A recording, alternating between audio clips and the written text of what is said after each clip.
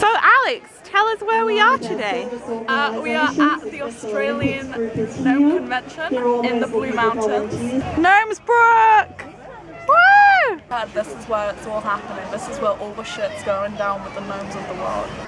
Ninja gnome. Oh gosh, the Borat things. Have they? I mean, it definitely spices up golf, which, let's face it, is a very dull sport. But there's a lot that can go wrong with that. As you can see, I'm not a big S&M fan. Get a hole in one. That gnome has a syringe full of blood. I feel like the moustache should have been slightly longer to avoid confusion with certain dictators. Slightly terrifying koala gnome. So really decorate your garden up very nicely with those beautiful gnome rocks. That definitely sounds like a drug. That's a Dame Edna Everage gnome. I tend to think that gnomes are kind of rounder. But these ones have been working out. Exactly. They're defying convention, so that's another thing that is really fantastic about this convention. Old giant gnome coming through. Gnome life. There are several working names as well. We found it hard to put them in a particular category because just about every second gnome that you find has got a shovel or a torch of some kind or a little fishing line. Nudist gnome beach.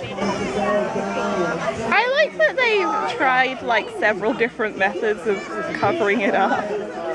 Like you can see underneath, they've got some tissue and a star, and then they realise, nope, he's just too well endowed.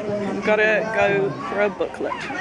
I think the main highlight for me has probably been the nudist beach with the gnomes. Well, we all know that, Alex. Yeah, just because I think it's really important to break social convention even within the gnome community. And I think gnomes are traditionally associated with the red hat, and although the gnome does wear the red hat, you can also see that there's a certain liberation to losing the other items of clothing that you would traditionally associate with gnome.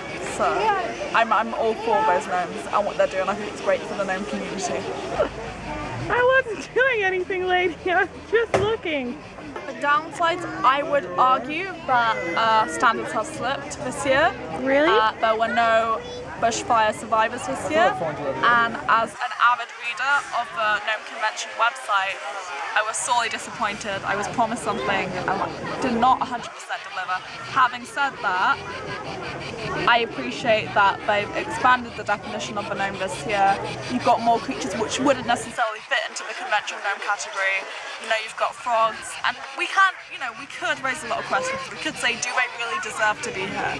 But I for one, am all for a more inclusive atmosphere that makes anyone feel like they can be a gnome, regardless of whether or not they're an actual person or a stone figure.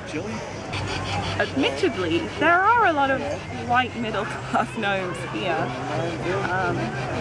but I think it's definitely improving.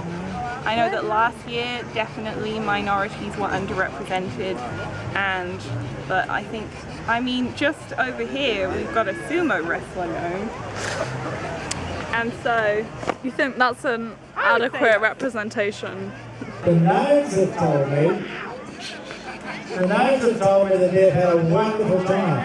And I think they've told Trevor too, because Trevor and I are the only two people in this world who can speak gnomish. And as we're going around, we hear this little whisper, and it's just about every second gnome telling us that how good a time that they've had.